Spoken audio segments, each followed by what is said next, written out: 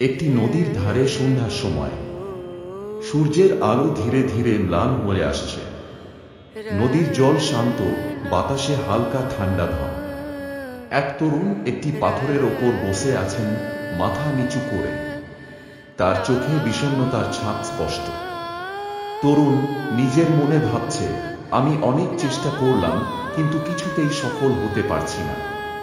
আমার জীবনটাই বুঝি ব্যর্থ। তিনি হতাশার সাথে একটা পাথর কুড়িয়ে নিয়ে জলে ছুঁড়ে মারেন। হঠাৎ তাঁর পাশে এক সন্ন্যাসী দাঁড়ান। গেরুয়া বসন, দৃঢ় চাহনি, চোখে অপার জ্ঞান এবং মুখে করুণার হাসি। তিনি স্বামী বিবেকানন্দ। স্বামী বিবেকানন্দ মৃদু হাসি দিয়ে বললেন, কি হয়েছে বৎস? কেন এত হতাশ? অরুণটি চমকে উঠে বলেন, স্বামীজি, আমি অনেক পরিশ্রম করি, কিন্তু বারবার ব্যর্থ হই।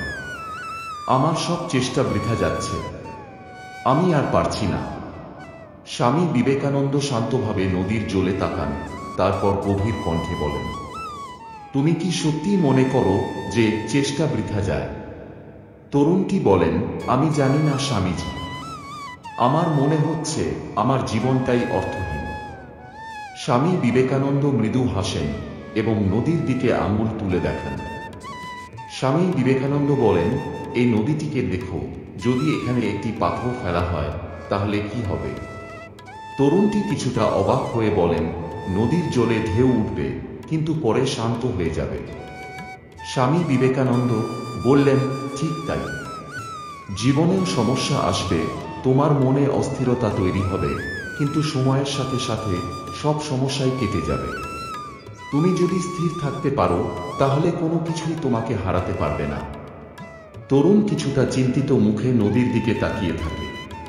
তারপর বলেন, কিন্তু স্বামীজি, আমি কিভাবে আমার লক্ষ্যে পৌঁছাব? কিভাবে নিজের দুর্বলতাকে জয় করব? স্বামী বিবেকানন্দ মৃদু হাসেন এবং নদীর ধারে নিয়ে যান।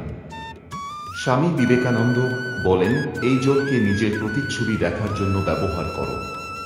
তরুণ নদীতে নিজের মুখ দেখে, কিন্তু জলের ঢেউয়ে প্রতিচ্ছবি কিছুটা বিকৃত হয়ে যায়।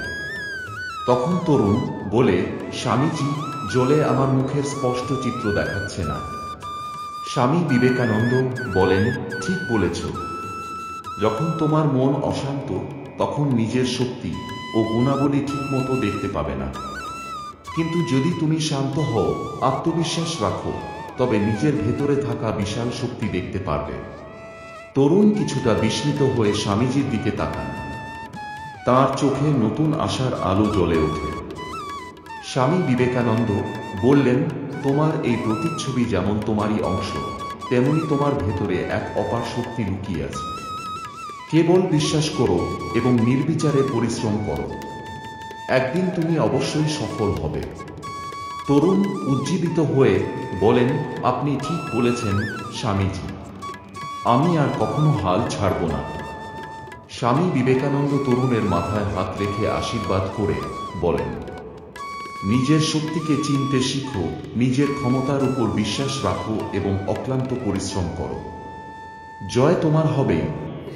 তরুণ চোখ বন্ধ করে মাথা নিচু করেন, যেন সেই শক্তি অনুভব করছেন। এরপর তিনি দৃঢ় সংকল্প নিয়ে উঠে দাঁড়ান। নদীর জলে তখন সূর্যের শেষ রশ্মি পড়ছে, যেন আশার আলো ছড়িয়ে দিচ্ছে চারপাশে। ওঠো, জাগো এবং লক্ষ্যে না পৌঁছানো পর্যন্ত থেমো না।